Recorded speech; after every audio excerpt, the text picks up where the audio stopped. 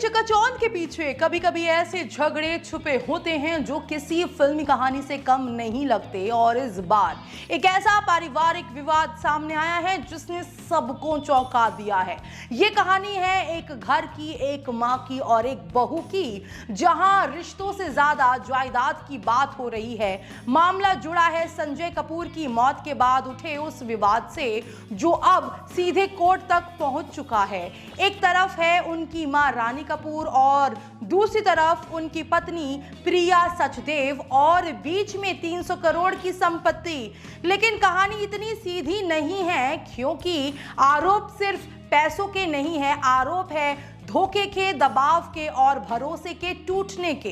रानी कपूर का कहना है कि बेटे के गुजरने के सिर्फ 3 दिन बाद उन्हें ऑफिस ले जाया गया और तो और कई कागजों पर साइन करवा लिए गए। वो कहती हैं, मैं उस हालत में नहीं थी कि कुछ समझ भी सकूं। मुझे नहीं पता मैंने क्या साइन किया।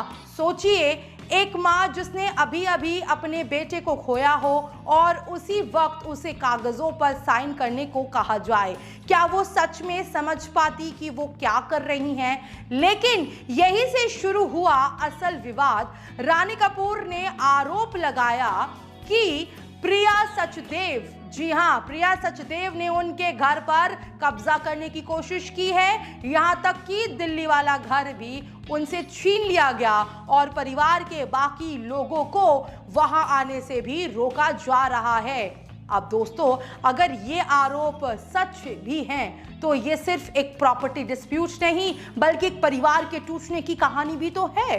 लेकिन इस कहानी में एक और ट्विस्ट आता है दोस्तों, और वो है करिश्मा कपूर।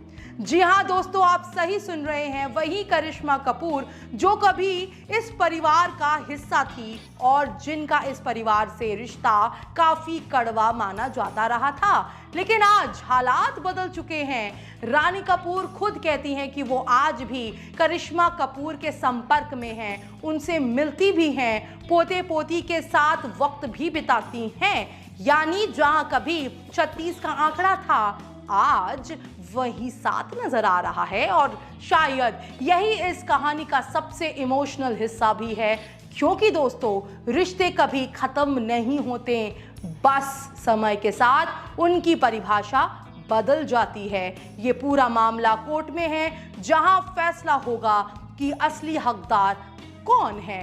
लेकिन एक सवाल अब भी बाकी है, क्या ये लड़ाई सिर्फ पैसों की है या इसके पीछे कुछ और भी है? क्योंकि कभी कभी सबसे बड़ी लड़ाई जायदाद